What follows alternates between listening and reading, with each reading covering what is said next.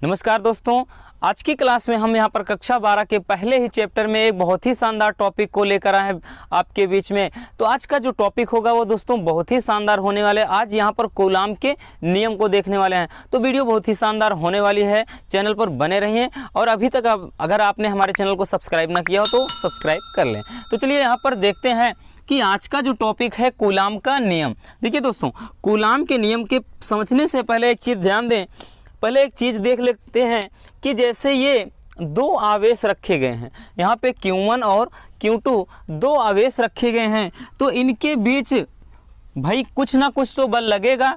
अब देखिए इनके बीच जो लगने वाला बल होता है दोस्तों, एक बात ध्यान देना, अगर प्लस होगा माइनस होगा, ये दोनों होंगे तब इनमें क्या होगा, जो बल लगेगा दोस्तों वो बल क्या होगा, आकर्षण बल लगेगा। कौन सा बल, वो बल लगेगा आकर्षण बल।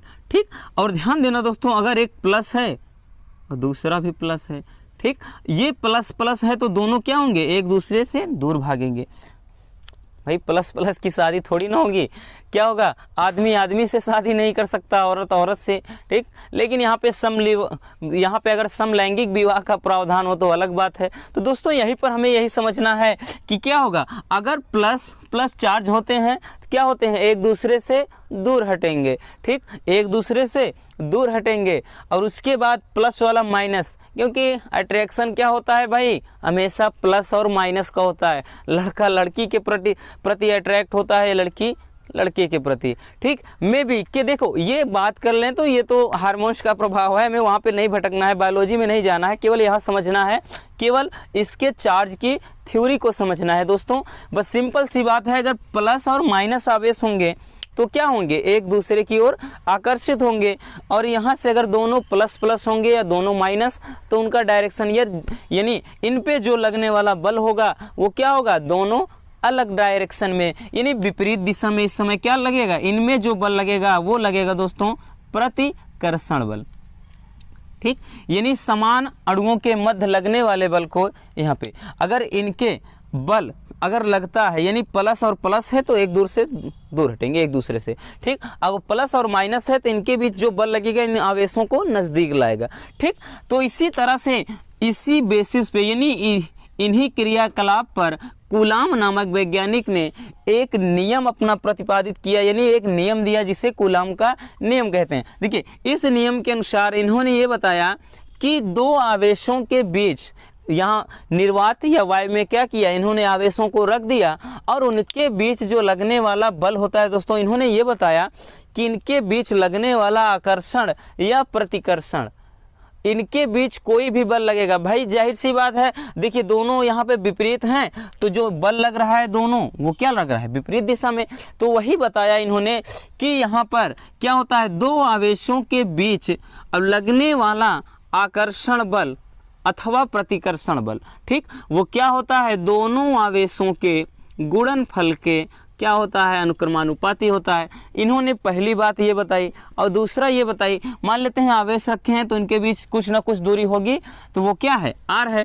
तो इन्होंने दूसरा ये बताया कि इनके बीच जो लगने वाला आकर्षण अथवा प्रतिकर्षण बल होता है वो इनके बीच की दूरी के वर्ग के व्युत्क्रमानुपाती भी होता है, ठीक। ये क्वेश्चन नंबर 1 हो गया दोस्तों, और ये 2 हो गया। अब उसके बाद यहाँ पर समीकरण क्या करो, समीकरण 1 व 2 से दोनों को मिलाओगे दोस्तों तो ये इस तरह से बन जाएगा, यानी Q1 Q2 अपान R², ठीक, ये इस तरह से बनेगा। या हम कह लें F बराबर, यहाँ पे जब इसको हटाओगे K, उसके बाद Q1 Q2 अपान R²।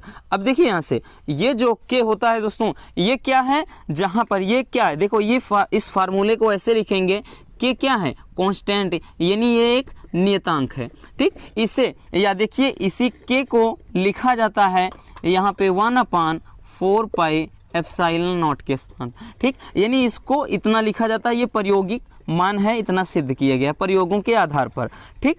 अब यहाँ से देख लेते हैं, तो जब इतना रखेंगे दोस्तों तो ये फार्मूला बन जाएगा F बराबर 1/4 पाई एप्सिलॉन नॉट, ठीक। और उसके बाद यानी इसमें कोई निर्वात यानी परावैद्युतांक कोई माध्यम रख दें, यानी ये आवेश क्या हो, किसी वायु में रखे हों, अर्थात वायु में रखे हों या निर्वात में रखे हों, तब यहाँ पे के लगा देते हैं सूत्र में, और उसके बाद यहाँ पे क्या हो जाएगा Q1 Q2 upon R square, यानी ये क्या होता है कूलाम के नियम का निगमन। ठीक, और जहां पर ध्यान देना दोस्तों कि क्या है, ये क्या है, परावैद्युतांक है, परावैद्युतांक। ठीक, यहाँ पे परावैद्युतांक यानी परावैद्युतांक क्या होता है, इसके बीच भी कोई भी यहाँ पे निर्वात या वायु रखा हो उसका माध्यम का परावैद्युतांक के है। और यहाँ पे दोस्तों ये के कह लें या फिर हम कह लें 1/4 पाई एप्सिलॉन नॉट, जो इसका मान होता है 9 × 10⁹ न्यूटन मीटर स्क्वायर प्रति coulomb square, newton meter square प्रति कूलाम स्क्वायर, ये इसका क्या होता है, वैल्यू होता है।